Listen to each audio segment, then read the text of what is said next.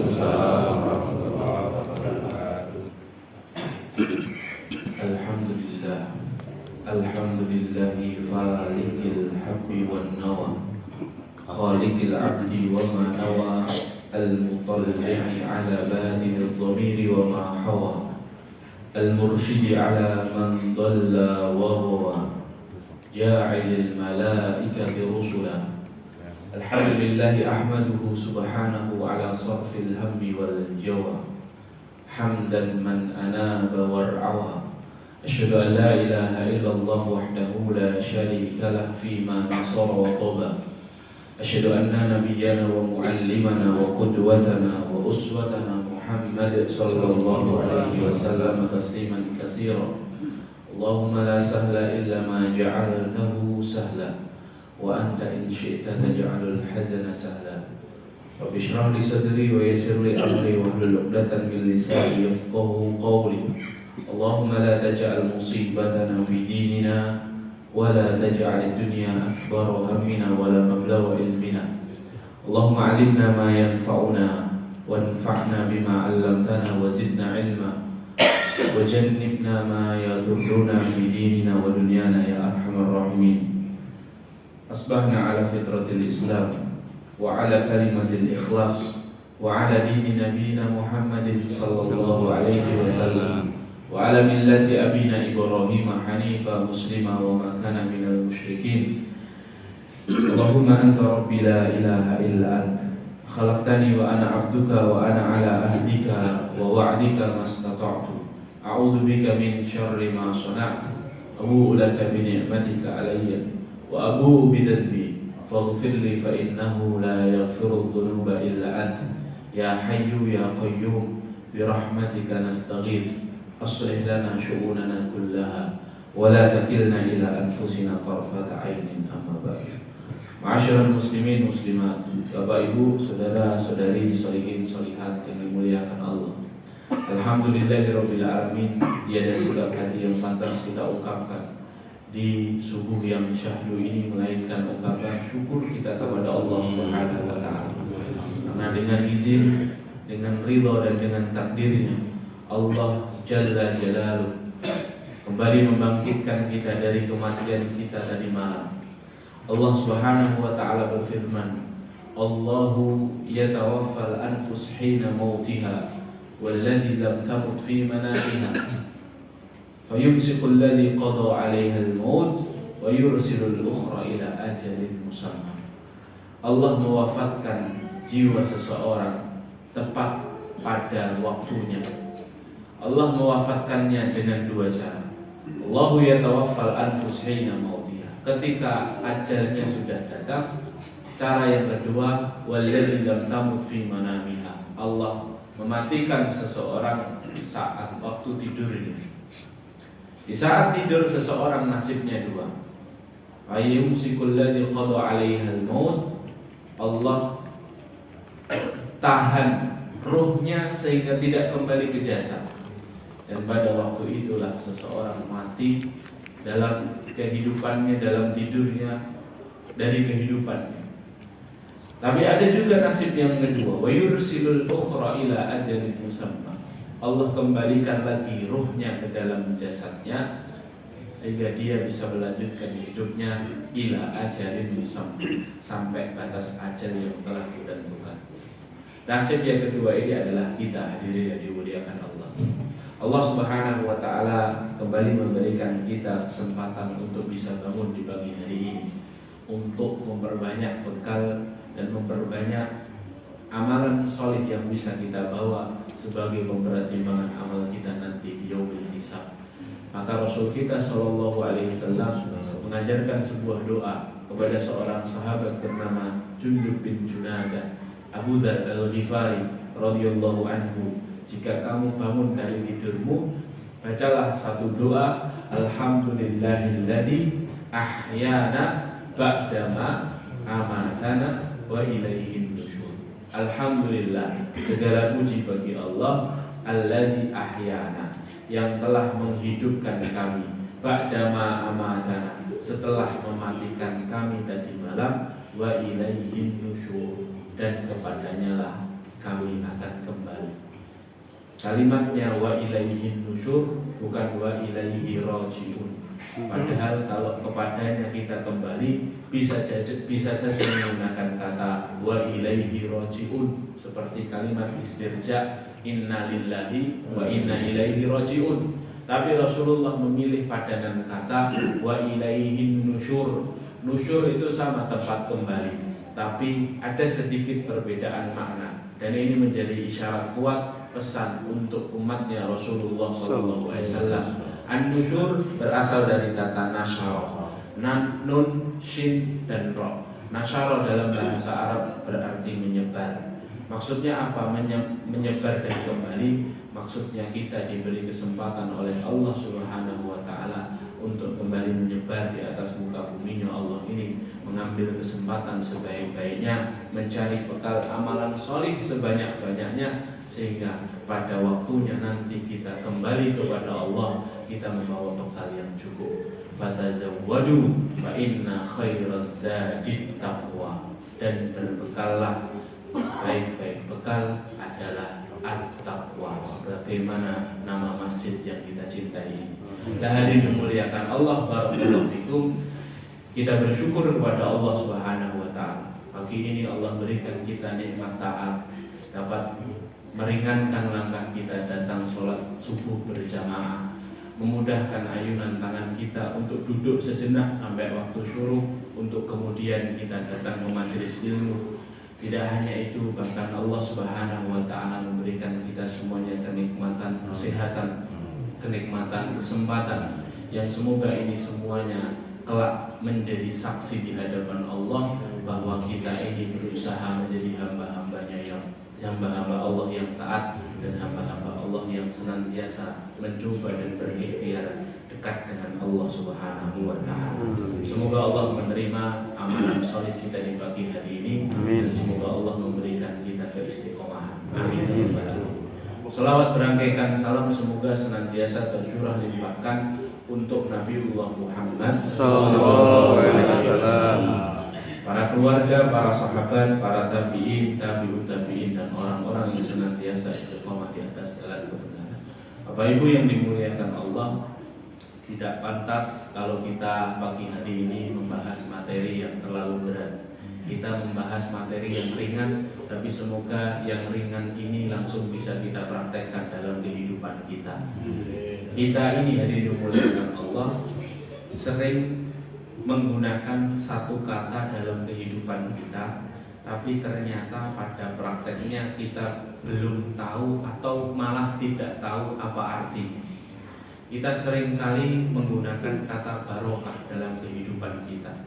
Sedikit-sedikit barokah. Barokah ini seakan-akan menjadi satu bumbu penyedap dalam setiap topik pembicaraan kita kepada sesama muslim. Kalau ada saudara kita yang dapat rezeki dari Allah, kita bilang kepada saudara kita, wah, Masya Allah, mobilnya baru ya Pak, semoga rezekinya tambah barokah. Kalau ada di antara kita ini yang punya anak, anaknya sudah lulus sarjana, kemudian diterima di sebuah perusahaan yang Masya Allah gajinya di atas UMR, kemudian pekerjaannya baik, pekerjaannya nyaman, kita bilang kepada anak kita, Masya Allah ya Re, sekarang pekerjaanmu sudah mapan, semoga hidupmu barokah. Kalau ada seorang ibu yang melihat anaknya tidak lulus-lulus, S1-nya sampai 7 tahun, kemudian setelah S1 nyari kerjaan bingung, kemudian setelah nyari pekerjaan bingung dapat, nyari jodoh bingung, kemudian ibu ini akan berkata kepada anaknya, nak, lebih rajin lagi ya, lebih semangat lagi, semoga hidupmu barokah. Seakan-akan barokah ini sering sekali keluar dari lisan kita. Ketika anak dari saudara kita atau tetangga kita akhirnya memutuskan untuk menikah, kita pun mendoakan keberkahan. Barakallahu laka wa baraka alaika wa jama'a bainakuma fi khair. Bahkan dulu ketika kami Al-Fakir tinggal di Jakarta, saya tinggal di Jakarta sekitar 5 tahun, Bapak Ibu yang dimuliakan Allah. Saya tinggal di sebuah komplek, yang kompleknya ini sering sekali terjadi kemalingan. Ada pencurian, dikit-dikit ada pencurian sepeda, kadang-kadang ada orang masuk ngambil laptop, ngambil HP dan lain sebagainya. Sampai yang pertama kali kalau ada kejadian pencurian itu yang disalahkan adalah Pak Security-nya yang ada di pos satpam. Kemudian pada sebuah kesempatan karena rumah saya, kontrakan saya tidak jauh dari pos satpam ini, sesekali di siang hari saya duduk di pos satpam dan ngobrol dengan Bapak Security ini. Kemudian saya bertanya-tanya kepada beliau, Pak, Bapak ini kok tahan sekali kerja di sini? Memangnya gajinya Bapak berapa? Ketika itu sekitar 2013 atau 14. Beliau itu berkata, gaji saya 800.000. Ini Jakarta Pak, 800.000 itu habis buat ngapa-ngapa. Saya bilang, kenapa Bapak tidak coba bekerja sebagai Gojek atau sebagai Grab? Ketika itu lagi awal-awalnya, gajinya sebulan bisa 2 juta, 3 juta Pak. Saya bilang seperti itu. Kenapa Bapak tetap bertahan di tempat yang kalau ada kemalingan Bapak yang pertama kali disalahkan? Kemudian jawaban yang keluar dari lisannya beliau ini tidak jauh beda dari apa yang kita harapkan dan yang kita bahas ini. Apa jawabannya? Tidak apa-apa Mas, sedikit-sedikit yang penting barokah. Keluar lagi kata barokah dari lisan-lisan kita ini. Suatu hari saya pernah beli ke pasar, di salah satu pasar di Jakarta Selatan itu ada namanya Pasar Indo Pak, Pasar Minggu namanya. Saya beli bumbu untuk istri saya, kemudian saya masuk di sebuah bangunan yang besar yang atapnya itu terbuat dari seng. Kemudian saya coba beli bumbu kepada seorang ibu-ibu yang sudah ternyata jualan di situ 25 tahun. Ketika saya tanya, Bu, berapa tahun Anda jualan di sini? 25 tahun. Apa suasananya juga seperti ini dari dulu? Panas, pengap, terus bau dan lain sebagainya. Iya Mas, kok Ibu bisa tahan kerja di tempat yang panas seperti ini? Kata beliau, ya tidak apa-apa Mas, yang penting barokah. Barokah lagi. Dan kita ini banyak yang menggunakan kata barokah, tapi kita ini memaknai barokah bergeser dari makna aslinya. Banyak orang itu yang mengartikan barokah itu kaitannya soal rezeki yang datang dalam hidupnya. Ketika Allah beri rezeki yang banyak, maka dikatakan barokah. Kalau rezekinya sedikit, maka dikatakan tidak barokah. Kalau kita memaknai barokah itu, kita kaitkan dengan rezeki dan dunia, maka sesungguhnya itu tidak ada satu ulama pun yang mengartikan barokah itu kaitannya dengan rezeki ini. Karena apa? Karena kalau seandainya barokah itu dilihat dari banyaknya harta, dari banyaknya fasilitas hidup yang Allah berikan dalam hidup kita, dari lapangnya rezeki kita, bagusnya kendaraan kita, luasnya rumah kita, maka sesungguhnya hidup kita ini tidak pati barokah. Kenapa nggak pati barokah? Karena berarti orang-orang kafir yang membenci Islam, yang punya jet pribadi, yang rumahnya jauh lebih luas daripada rumah kita, yang bisa mengakses semua fasilitas kehidupan di dunia ini dengan uang, berarti hidupnya lebih barokah. Kalau barokah itu dilihat dari banyaknya uang dan banyaknya harta. Padahal Allah Subhanahu wa Ta'ala itu menyikapi dunia dan memaknai dunia yang hadir dalam kehidupan setiap hambanya Allah ini ya, dengan dua arti. Sebelum kita memaknai apa itu makna barokah, kita harus tahu dulu bahwa Allah itu mengartikan dunia itu menjadi dua makna. Makna yang pertama adalah makna keridhaan Allah.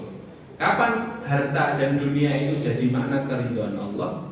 Ketika harta kita, ketika dunia kita ini kita jadikan bertambahnya ketaatan kita kepada Allah Subhanahu wa Ta'ala. Ketika harta kita dititipkan Allah kepada kita, menambah kita ini bermanfaat untuk orang-orang yang ada di sekitar kita. Ya, memang tidak banyak contohnya. Kalau di zaman sahabat ada sahabat Abu Bakar yang selalu menginfakkan hartanya. Ada sahabat Utsman bin Affan yang selalu membiayai pasukan kaum muslimin berangkat perang untuk perbekalannya. Ada sahabat Abdurrahman bin Auf, seorang pedagang ulung yang tidak pernah bisa dibedakan mana yang bos dan mana yang karyawan karena kezuhudannya. Ada sahabat Tamim Ad-Dari dan ada sahabat-sahabat yang menjadikan harta yang Allah berikan dalam kehidupannya ini memang untuk mencari akhirat. Dan yang harta yang seperti ini, dunia yang seperti inilah dunia yang diridhoi oleh Allah Subhanahu wa Ta'ala, yang mengandung makna keridhaan. Tapi kadang-kala Allah itu ketika menitipkan harta kepada kita, Allah Subhanahu wa taala menyimpan harta itu dan dimaknai Allah sebagai makna kebencian. Kapan Allah benci ketika seorang itu memiliki harta? Yaitu ketika hartanya justru menjauhkan dia dari Allah Subhanahu wa taala. Lihatlah bagaimana ketika Allah menjelaskan dalam surah Al-An'am ayat ke-44, surah ke-6 ayat ke-44. Allah Subhanahu wa taala berfirman, "Falamma nasu ma dzukiru bihi fatahna 'alaihim abwaaba kulli syai'." Dan ketika hamba-hambaku lupa akan peringatanku, Allah tentu benci kepada hamba yang seperti itu. Tapi lihatlah cara Allah membenci seorang hamba.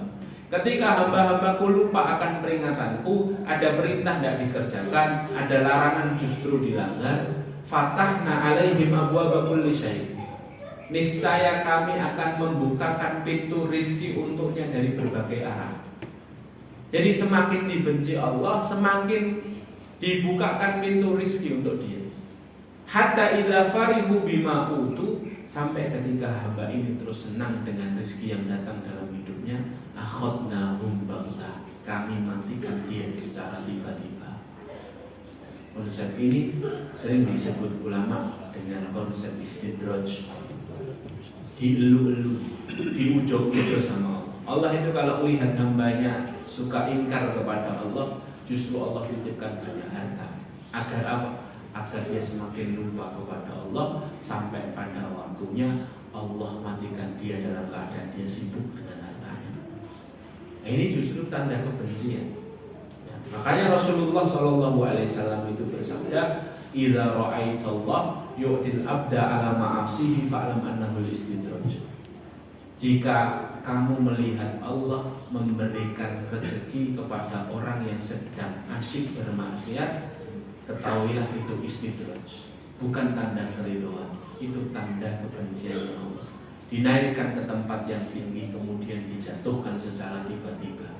Bukankah semakin tinggi seseorang berada, semakin sakit jatuhnya? Nah, inilah hari memuliakan Allah, salah satu konsep. Nah, kalau kita mengerti bahwa harta dunia itu dijadikan Allah, itu maknanya bukan hanya makna keridhaan, tapi kadangkala ada makna kebencian di dalamnya. Maka salah ketika kita ini ingin mengartikan barokah, kita kaitkan barokah itu dengan banyaknya harta dan banyaknya rezeki dalam kehidupan. Lantas apa sebenarnya definisi barokah itu? Sehingga benar-benar ketika kita ini ingin memiliki hidup yang barokah, diberkahi oleh Allah Subhanahu wa taala, kita benar-benar barokah hidupnya, bukan hanya sekedar pemanis lidah saja, bukan hanya sekedar barokah yang tidak barokah sebenarnya. Lah, apa makna barokah itu? Kalau kita buka kitab-kitab para ulama, kita akan dapati beberapa makna barokah. Ya, insya Allah dalam kesempatan beberapa menit ke depan kita akan menyelami dan menelusuri apa itu makna barokah. Para ulama menyebutkan ada 4 makna barokah. Makna yang pertama, al-barokatu, kata Ibnu Rajab Al-Hambali rahimahullahu ta'ala, al-barokatu kullu ma yuzidukum fit ta'ah. Segala sesuatu yang menambah ketaatanmu kepada Allah, itulah barokah. Jadi ada kalanya orang itu punya banyak harta, hartanya barokah. Kapan? Ketika hartanya dijadikan modal untuk membangun jembatan antara dunia dan akhirat. Kemudian dia meniti di atas jembatan itu, meraup kenikmatan banyak-banyak, bukan di dunia, tapi nanti ketika di surganya Allah Jalla Jalaluhu. Tapi ada juga fakir, hidup serba kekurangan, tapi fakirnya itu barokah. Kapan orang fakir itu hidupnya barokah? Ketika kekurangannya, keterbatasannya, kefakirannya itu menuntun bibirnya untuk terus meminta kepada Allah, untuk terus akhirnya memiliki sikap qanaah, merasa cukup dengan pemberian Allah, untuk terus akhirnya menjadikan hatinya terus berhusnudzon kepada Allah Subhanahu wa taala atas takdir hidupnya. Maka ini kehidupan yang barokah. Kadang-kala ada orang itu yang mengartikan barokah itu yang penting sehat secara jasmani, itu barokah. Maka kadang-kala ada orang tua itu yang anaknya suka sakit, kemudian ayah dan ibunya saling berbincang. Masya Allah ya Pak, tetangga kita anaknya seger-seger semua, sehat-sehat semua. Anak kita sedikit-sedikit puskesmas, sedikit-sedikit puskesmas. Itu lihat keluarga itu, Masya Allah ya, barokah sekali. Seakan-akan barokah itu artinya sehat. Seakan-akan barokah itu artinya tidak pernah sakit. Padahal para ulama tidak pernah ada yang mendefinisikan barokah itu sehat. Kalau sakit tidak barokah. Kalau barokah hidup itu dikaitkan dengan sehat, maka sungguh kehidupannya Nabi Ayub alaihi salatu wassalam itu kehidupan yang tidak barokah.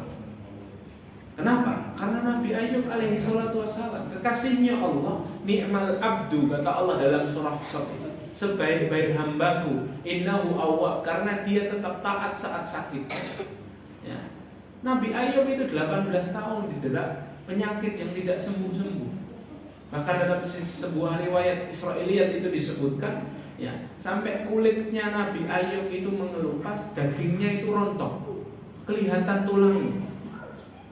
Penyakitnya belum ada obatnya ketika itu. Kalau kita memaknai barokah itu dari sehat jasmani kita, maka berarti hidupnya Nabi Ayub ini tidak barokah. Tapi mana ada kekasih Allah yang hidupnya tidak barokah.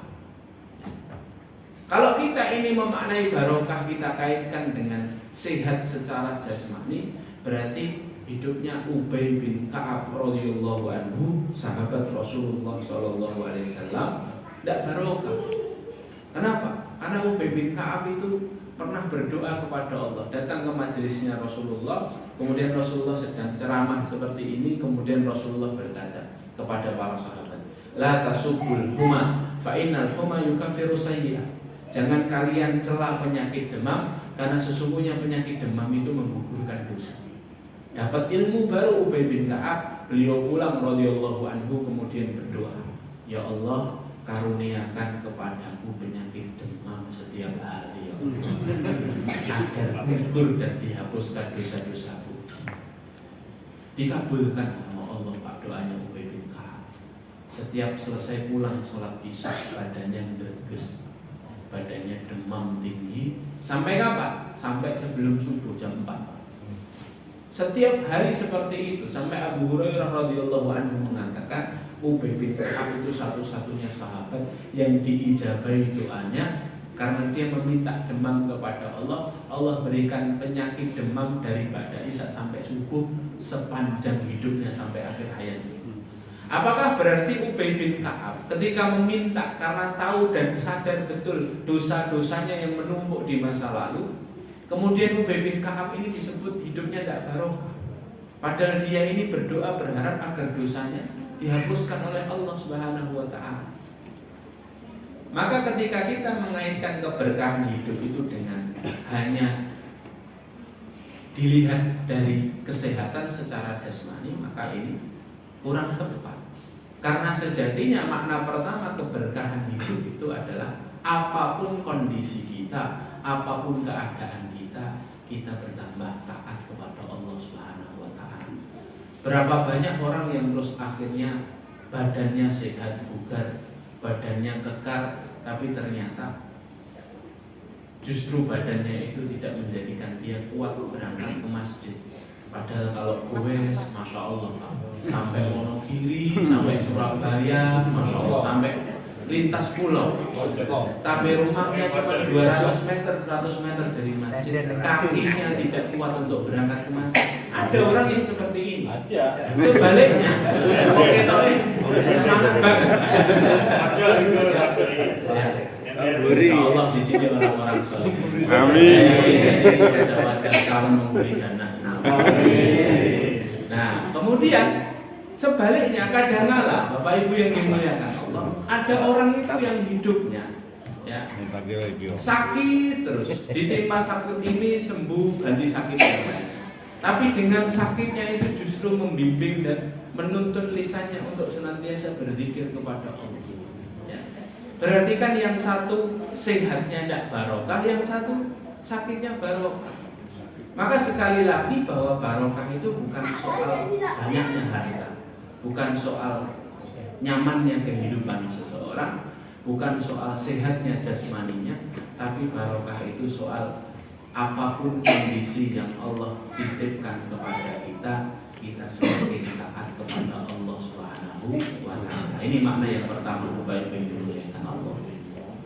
Kemudian makna yang kedua, sebagian ulama juga mengatakan al-barokatu hiya tatbiqus sunnah.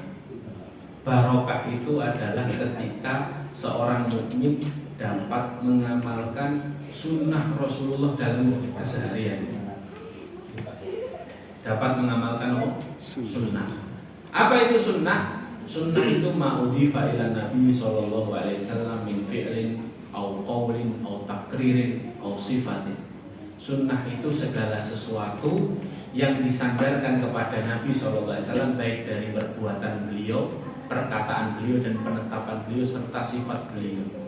Artinya setiap aktivitas harian kita ini kita diminta untuk mengikuti sunnah Rasulullah SAW. Cara makannya, cara duduknya, cara minumnya, cara masuk masjid, cara masuk kamar mandi, cara bertutur kata, cara memuliakan tetangga, tamu, masyarakat, kemudian cara berinteraksi dengan istri, cara berinteraksi dengan suami, kepada orang tua, kepada kerabat, itu semuanya dibahas di dalam sunnah, dipraktekkan Rasulullah dan dicontoh oleh para sahabat radhiyallahu anhu.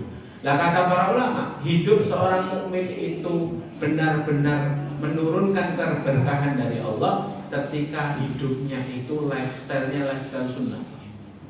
Cara berpakaiannya pakaian yang sesuai dengan yang dicontohkan Rasul, tutur katanya baik, dan semuanya itu sesuai dengan sunnah. Ya. Dan sunnah ini Pak mengatur kehidupan kita dari yang paling remeh sampai yang paling penting. Sunnah itu ngatur dari masalah ketok kuku, motong kuku, ya, sampai masuk kamar mandi.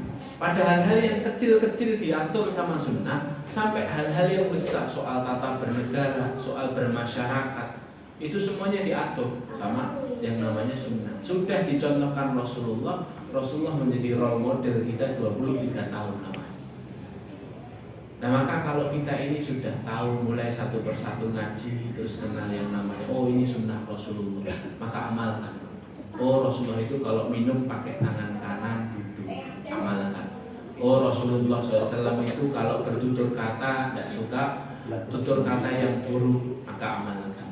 Oh, Rasulullah itu seorang yang hanya menggunakan pandangan matanya itu pada yang halal-halal, maka tundukkan pandangan. Masya Allah, hal yang kecil-kecil seperti itu ya mendatangkan keberkahan dalam hidup.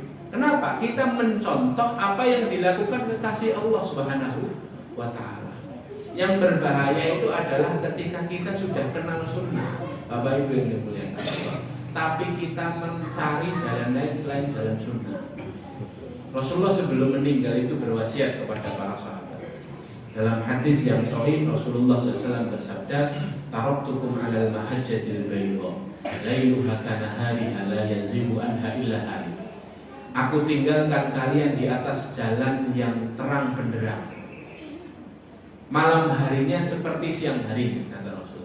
Aku tinggalkan jalan sunnah ini, sudah jelas, cetok, ya, sudah jelas. Aku tinggalkan jalan sunnah ini. Bahkan Rasul mengatakan malam harinya di jalan ini seperti siang harinya, saking jelasnya sunnah itu. Kata Rasul apa? La yazibu anha illa halim. Tidak ada orang yang keluar dari jalan ini memilih jalan lain selain jalan sunnah. Sudah tahu sunnah, minum itu pakai tangan kanan, kok malah pakai tangan kiri. Sudah tahu sunnah, Rasul kita itu tutur santun, tutur katanya santun, tidak pernah membicarakan aib orang, kok malah membuka aib orang. Ya, la yazibu anha illa, tidak ada yang keluar dari jalan ini kecuali pasti akan celaka, kata Rasulullah. La yazibu anha illa alim. Tidak ada orang yang sudah kenal jalan sunnah kemudian kok coba-coba cari jalan lain, kecuali dia pasti akan celaka. Kalau nggak di dunia, di akhirat. Maka itulah artinya para ulama ketika mengartikan barokah itu ketika kita bisa mempraktekkan sunnah. Kalau tahu sunnah kok milih jalan lain selain sunnah, hati-hati. Hati-hati. karena sudah diingatkan Rasulullah sebelum Rasulullah SAW wafat. Maka yang kedua ini maksudnya apa? Yang kedua ini sekecil apapun sunnah, kalau kita sudah tahu ilmunya, praktekkan. Karena mengamalkan sunnah itu bukan hanya kebaikan-kebaikan dunia yang kita dapat, tapi ketika kita mengamalkannya kita mendapatkan pahala karena kita meniru Rasulullah SAW. Dalam sunnah itu Pak, satu persatu ilmuwan hari ini itu meneliti sunnah-sunnah Rasulullah itu semuanya ilmiah. Saya ambilkan satu contohnya. Rasulullah dalam hadis Muslim pernah berkata begini, "Idza sami'tum siyahadika fas'alullah min fadli fa innaha ra'at malakan." Kalau kamu dengar kokokan ayam, berdoalah kepada Allah karena ayam-ayam ini sedang lihat malaikat. Dulu sahabat ketika dengar sabda Rasulullah ini, mereka setiap kali ada kokokan ayam berdoa begitu saja. Tapi hari ini dibuktikan secara ilmiah. Ilmuwan-ilmuwan barat itu memeriksa organ tubuh binatang. Mereka terhenti ketika memeriksa organ tubuhnya ayam. Kenapa? Karena dalam organ tubuh ayam, matanya ayam itu ternyata memiliki retina yang lebih lebar dan lebih besar daripada manusia. Ya. Yang menjadikan terus akhirnya konsekuensinya apa? Kalau retinanya lebih besar, ayam itu lebih cepat menangkap cahaya. Jadi kemampuan retinanya itu tidak hanya menangkap 3 warna seperti kita. Kita ini kan hanya bisa menangkap 3 warna, red, green, blue, RGB. Kalau ayam itu 5 warna, red, green, blue, violet, and ultraviolet. Ya. Ultraviolet itu adalah cahaya. Maka ketika para ilmuwan ini mendapatkan fakta mata ayam begitu, ada seorang ilmuwan Islam nyeletuk, loh, kalau soal ini Rasulku sudah membahas, Muhammad sudah membahas dari dulu 1400 tahun yang lalu. Apa kata Rasul? Idza sami'tum siyahadika fas'alullah min fadli fa innaha ra'at malakan. Kalau kamu dengarkan kokokan ayam, berdoalah kepada Allah karena sesungguhnya ayam-ayam ini melihat malaikat. Sedangkan dalam hadis yang lain Rasulullah juga bersabda, khuliqatil malaikatu min nur. Sesungguhnya malaikat itu diciptakan Allah dari cahaya. Maka ketika 3:30, jam 4 ayam mulai berkokok, itu sesungguhnya para malaikat sedang turun berduyun-duyun dari mencari orang-orang yang bangun di malam itu. Kemudian para malaikat mengaminkan doa-doanya. Loh, ini kan ilmiah sekali ya. Dan semua sunnah itu bisa dilacak sisi ilmiahnya ya. Bagaimana, kenapa kok Rasulullah SAW minta kita makan pakai tangan kanan? Bagaimana terus Rasulullah SAW meminta kita ini untuk senantiasa berpakaian yang baik, ya, wudu, ya, menjaga kebersihan. Itu semua sebelum pandemi itu kan kita sudah bersih-bersih diri. Sebelum orang-orang Barat, orang-orang Cina itu tahu kita ini bersih-bersih diri 5 kali sehari, kita ini sudah selesai masalah itu.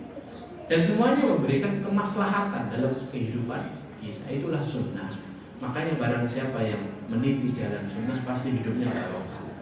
Kemudian makna yang ketiga, yang tercepat, makna yang ketiga, barokah itu adalah ketika kita bisa istiqomah dalam keimanan. Barokah itu makna lainnya adalah istiqomah ya. Jadi istiqomah itu sesuatu yang tidak gampang, sesuatu yang berat. Stabil dalam keimanan itu tidak mudah. Maka ketika Allah sudah karuniakan kepada kita keimanan, tugas selanjutnya adalah menjaga keimanan ini sampai akhir hayat. Karena tidak banyak orang yang terus akhirnya bisa menjaga keimanan ini sampai akhir hayat. Kata Rasulullah SAW dalam sebuah hadis, fa inna ahadakum la ya'malu bi amali ahli jannah. Di antara kalian nanti ada yang hidupnya bertaburan dengan amalan penduduk jannah. Hatta yakuna bainahu wa bainaha illa dhira. Sampai jarak antara dirinya dengan jannah itu tinggal 1 langkah. Fayasbiqu alaihi kitab, tapi catatan takdir mendahulunya. Fayamalu bi amali ahli nar, dia melakukan satu amalan penduduk neraka. Fayadkhula, kemudian dia tidak jadi masuk surga, dia masuk neraka. Jadi hidupnya sejak kecil itu sekolahnya Islam, SD-nya Islam, SMP-nya Islam, SMA-nya Islam. Saya punya jamaah di Solo begitu, Pak. Anaknya dari TK Islam, SMA Islam, kemudian pas kuliahnya di luar kota. Orang tuanya sibuk dengan pekerjaannya, kemudian pulang-pulang bilang sama ayah ibunya, manggilnya Umi Abi, Umi Abi, saya sudah pindah agama. Coba ya. Menjaga keimanan ini sulit, Pak. Ya. Ada orang yang hidupnya pertaburan amal soleh, di akhir hidupnya su'ul khotimah. Ada kan? Ya. Dulu di zamannya Imam At-Tabari itu ada seorang muadzin, hidup-hidupnya itu semuanya untuk amal soleh. Marbot masjid itu pahalanya paling banyak, Pak. Yang adzan dia, yang iqomah dia, yang bersih-bersih masjid dia. Kalau gantikan khotibnya tidak datang, ya gantikan dia. Kalau imamnya berhalangan, yang imam dulu. Amalnya amal soleh. Suatu hari si muadzin ini ketika mau adzan naik ke menara masjid mau adzan, ketika itu belum ada. Dia melihat di teras masjid, di pelataran masjid ada seorang perempuan yang cantik jelita, ayu ini, ya. Sedangkan muadzin ini apa? Belum nikah, Pak. Ya. Kemudian akhirnya dia sudah berazan, selesai sholat saya mau datang, saya mau tawari jadi istri mau. Terus akhirnya selesai sholat dia datangi wanita ini, wahai wanita cantik, siapa namamu? Sesungguhnya aku jatuh cinta pada pandangan pertama. Boleh nggak aku menjadikanmu sebagai istri?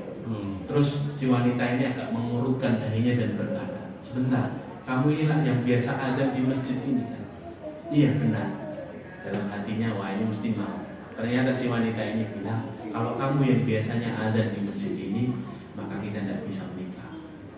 Ya, karena aku Nasrani dan kamu Muslim. Kalau kamu mau menjadikanku istri, saatnya satu, pindah dari agamamu, pindah ke agama. Oh, masya Allah, muadzin ini galau seharian, ya, nggak bisa tidur malam hari. Wah, pindah apa enggak?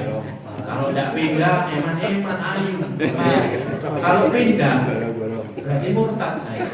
Kemudian akhirnya pagi harinya dia memberikan jawaban. Dia datang ke wanita ini, dia bilang ke wanita ini, wahai wanita cantik, aku sudah punya jawaban. Apa jawabannya? Aku tetap akan menikahi. Aku siap pindah agama. Pagi harinya nikah. Ini benar kejadian di zaman Imam At-Tabari. Pagi harinya nikah, malamnya mau malam pertama, istrinya bilang ke suaminya, wahai suamiku, rumah kita ini kayaknya gentengnya agak geser. Gimana kalau kamu naik, benarkan dulu genteng, biar malam pertama kita menjadi malam yang panjang. Akhirnya naik suaminya ke genteng. Qadarullah wa masya'afa'al, kepleset, jatuh, meninggal sebelum dia sempat bersenang-senang dengan wanita yang membuat dia siapa yang jamin begini? Ya. Siapa yang menjamin? Sama dengan kita. Kayak-kayaknya kita ini ya sholat berjamaah. Kayak-kayaknya kita ini hidupnya dekat dengan masjid.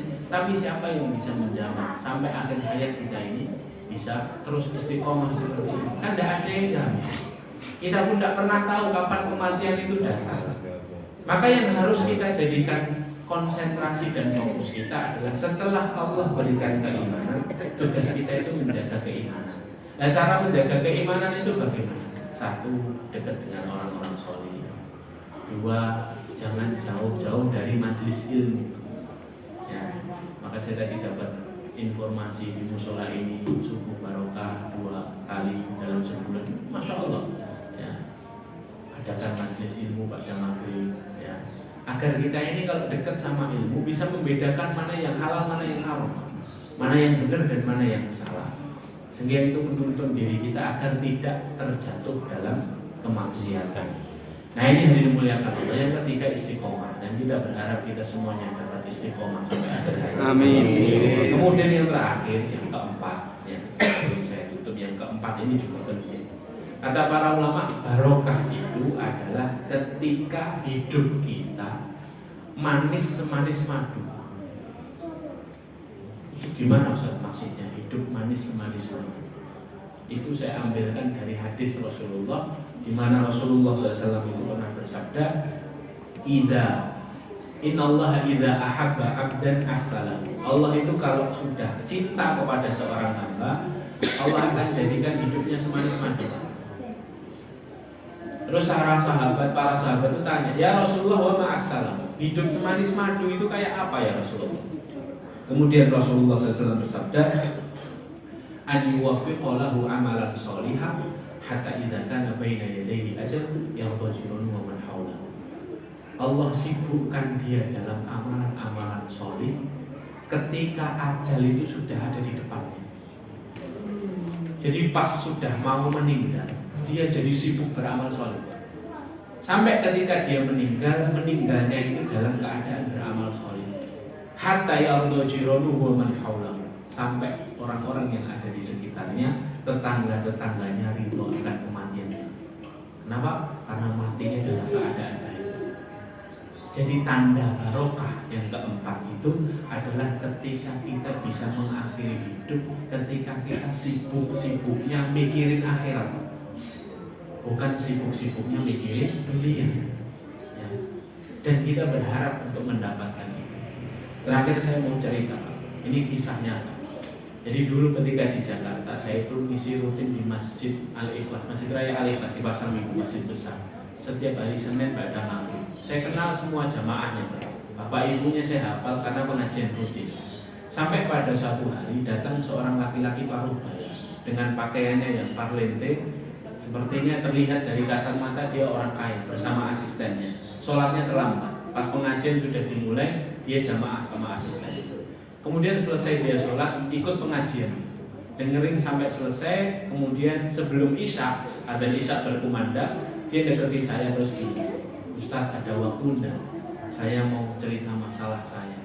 Oh iya Pak, nanti bisa pada isya. Selesai sholat, selesai zikir, dia sholat sunnah. Kemudian orang ini dekati saya terus bilang, Ustaz saya mau minta solusi, saya punya masalah. Pikir saya, masalahnya jamaah itu top 5-nya Pak. Ya. Antara 5 saja masalah jamaah itu. Kalau tidak masalah pekerjaan, masalah keluarga. Kalau tidak keluarga, masalah hutang. Kalau tidak hutang, berarti masalah anak. Kalau tidak masalah anak, masalah jodoh. Biasanya sekitar 5 itu aja. Ya, terus akhirnya saya sudah menduga paling nggak jauh-jauh dari itu. Ternyata dia masalahnya beda. Dan ini masalah baru Pak. Kenapa Pak? Apa masalahnya? Saya bosan hidup Pak. Bosan hidup. Mesti nggak ada duit nih. Saya juga gitu ya. Ya, mesti masalah pekerjaan. Kenapa Pak kok bosan hidup? Saya kebanyakan uang. Apa ini? Masalah baru ini. Ya. Loh gimana Pak? Bosan hidup kok kebanyakan uang kok bosan hidup? Terus dia cerita, saya ini Ustaz pengusaha yang sukses. Allah titipkan kepada saya banyak harta. Saya ini semua negara di dunia ini pernah saya datang. Dia sebutkan semua negara. Di Amerika, di Eropa, di Afrika, pernah datang. Di Asia, Jepang, Korea, Cina itu semuanya disebutkan. Kemudian dia bilang, saya sudah membuatkan rumah satu-satu untuk anak saya. Anak saya masih kecil-kecil. Ya, istri saya sudah saya buatkan wasiat. Sudah semuanya selesai tugas saya. Saya ini bingung. Saya bosan hidup. Apa solusinya? Wah, saya bingung juga. Kok enak masalah kayak gini. Biasanya orang bosan hidup itu mergo kere. Nah ini kok pakai duit kok bosan hidup. Sampai saya akhirnya tidak tahu. Wallahu a'lam bishawab. Jadi Allah itu membimbing lisan saya itu bertanya kepada Bapak, Pak, dari semua negara tadi, saya kok tidak dengar ada Mekah dan Madinah. Jenengan sudah pernah haji belum? Anda pernah haji belum? Belum Ustaz. Umrah? Belum juga Ustaz. Duh, Anda ini gimana? Umrah tinggal berangkat, haji tinggal berangkat. Uang Anda kan tidak terbatas.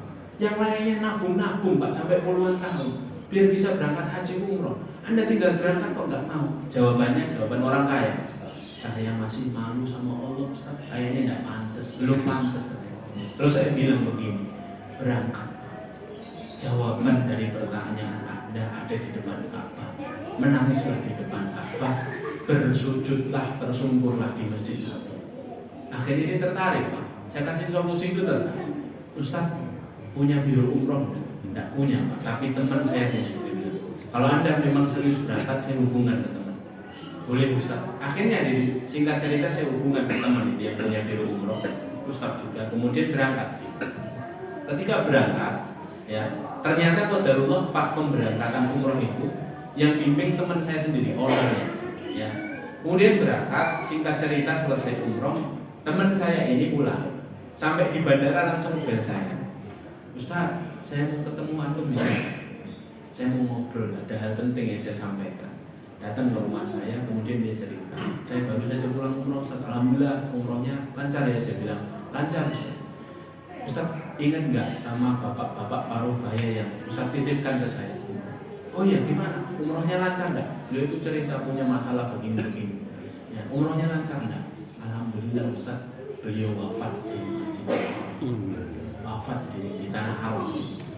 Kemudian saya minta diceritakan, bagaimana ceritanya? Jadi pas kami datang dari Madinah sampai Mekah itu sudah waktu Isya. Kemudian selesai itu saya bagi kelompok, karena kelompoknya kelompok besar, saya bagi jadi 2 kelompok. Yang mau umroh langsung bareng saya pada Isya, sholat Isya terus umroh. Yang sepuh-sepuh, yang tua-tua, kalau mau istirahat karena perjalanan Madinah Mekah 7 jam, kemudian disuruh istirahat dulu. Nanti tengah malam habis makan, tengah malam nanti umroh lagi bareng tim. Akhirnya si bapak ini ikut kloter yang pertama. Sudah mau berangkat, dia berubah pikiran. Ustadz, saya kayaknya ikut yang kedua saja. Loh, kenapa Pak? Ini saya agak tidak fit. Saya ini umroh pertama. Ya, saya ingin umroh dalam kondisi terbaik, Ustadz. Karena saya punya banyak masalah. Dia cuma pesan ke Ustadz, oh ya tidak apa-apa Pak, naik dulu saja rebahan. Yang penting kain ihramnya jangan dilepas ya. Naik, akhirnya bersama beberapa jamaah yang lain. Pas naik masuk kamar, masuk ke kamar mandi langsung jatuh. Nggak kepleset, nggak kebentur, jatuh meninggal ketika itu. Dilihat, dicek, dia punya riwayat sakit, tidak punya. Memang Allah jadikan dia meninggal dalam keadaan dia sibuk taat di tempat terbaik, di waktu terbaik dan dalam kondisi terbaik, kondisi ihram. Ya. Kemudian akhirnya singkat cerita, saya itu bertanya-tanya, ini orang kok Masya Allah ya, kok bisa meninggal seperti itu padahal masalahnya dia mau bosan hidup, kok meninggalnya baik sekali kondisi. Akhirnya pertanyaan itu terjawab ketika saya diajak teman itu ke rumahnya, bela sungkawa sama istri dan anaknya. Singkat ceritanya Pak, ketika saya tanya itu, mengenalkan diri bapak ini dulu yang ngajak umroh saya begini. Ibunya cerita, Ustaz, ketika hari meninggalnya suami saya, jenazah datang. Jadi ini orang penting Pak memang. Jenazah itu bisa datang ke Indonesia dengan segala koneksi dan linknya itu, dengan segala kehebatan dia itu dalam urusan dunia, dia bisa datangkan jenazah itu datang ke Indonesia. Ketika jenazah datang, kami itu disuguhkan pemandangan yang aneh. Kenapa aneh? Datang berkol-kol, bermobil-mobil anak-anak yatim dari berbagai macam panti asuhan. Kemudian saya tanya ini kepada anak-anak, adik ini dari mana? Bu, kami dapat kabar bapak meninggal. Ada orang yang datang ke panti asuhan kami. Padahal tidak diumumkan. Jadi terus akhirnya datang, lah kalian ini siapa? Kata istrinya. Bu, kami ini yang setiap hari makanan kami dijamin oleh bapak. Kami yang sejak kecil SD sampai sebesar ini, kami sekolahnya dibayari sama bapak. Istrinya sendiri tidak tahu tentang amalan itu. Maka terus akhirnya terjawab ketika istrinya bilang itu, oh pantes kalau terus akhirnya Allah pilih orang ini meninggal dalam keadaan yang baik. Kenapa? Karena Rasulullah SAW bersabda, Innallaha yuhibbul abda taqiyal khafi. Allah benar-benar cinta kepada seorang hamba yang bertakwa dan menyembunyikan ketakwaan. Makanya pentingnya kita ini punya amalan rahasia. Yang tahu hanya kita dan Allah saja. Orang-orang tidak tahu, tidak apa-apa. Tidak usah dipamer-pamerkan Pak. Ketika beramal itu tidak usah dibikin story. Dari mulai sebelum subuh sampai mau tidur bikin story sudah kayak sepur. Mulai berangkat ke masjid, foto jalan, OTW masjid. Sampai masjid, tunggu menunggu sang imam sholat subuh. Saat sujud selfie, ya, semuanya dipamerkan. Kalau semuanya dipamerkan untuk manusia, terus ya untuk Allah yang mana? Maka kita sibuk-sibukkan lagi beramal solih agar pada waktunya nanti kita benar-benar menjemput ajal kita itu dalam keadaan sibuk beramal solih. Dan itulah hidup yang barokah. Maka sekali lagi sebagai ringkasan dari pertemuan kita ini, ada 4 tanda barokah. Kalau kita ini ingin lihat hidup kita sudah barokah atau belum, lihat apakah setiap hal yang dititipkan Allah ini menambah ketaatan. Sudahkah kita mampu mengamalkan sunnah? sudah belum kita istiqomah stabil dalam keimanan, dan yang keempat sudahkah kita sibuk-sibuk beramal soleh atau belum. Kalau belum, mari kita sibuk-sibukkan agar kita bisa menjemput kematian kita dalam kondisi terbaik sebagaimana kita berusaha untuk senantiasa baik. Barakallahu fikum. Mari kita tutup dengan doa kafaratul majlis. Subhanallah wa bihamdika asyhadu an la ilaha illa anta astaghfiruka wa atubu ilaik. Sebelum saya akhiri, saya nasihatkan untuk saya dan Bapak Ibu semuanya, karena dari subuh tadi sampai syuruk ini kita sudah bermajlis ilmu, bermajlis zikir. Dari tadi yang kita bicarakan pembicaraan akhirat, mari kita akhiri sebelum keluar dari masjid, sholat 2 rakaat, sholat syuruk, pahalanya seperti haji dan umroh, tamah, sempurna. Semoga Allah Subhanahu wa taala merahmati kita semua. Assalamualaikum warahmatullahi wabarakatuh. Waalaikumsalam.